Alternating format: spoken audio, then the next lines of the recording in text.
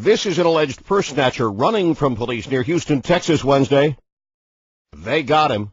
It's been raining this morning. As the truck was applying its brakes, it did slide, striking the suspect. The suspect faces several charges, including robbery and evading arrest. The manner in which he was finally arrested is also going to be investigated. No word on the suspect's medical condition. John Belmont, The Associated Press.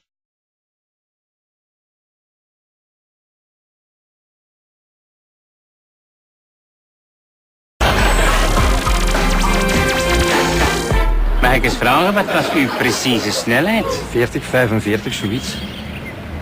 Dat is niet overdreven in een bebouwde kom. Had u de gordel om? Ja. Bent u ook in het bezit van de nodige boorddocumenten? Ja. Nu, op het ogenblik van de aanrijding, meneer, was u niet onder invloed van alcohol of drugs of geneesmiddelen of zo? Nee. Totaal niet.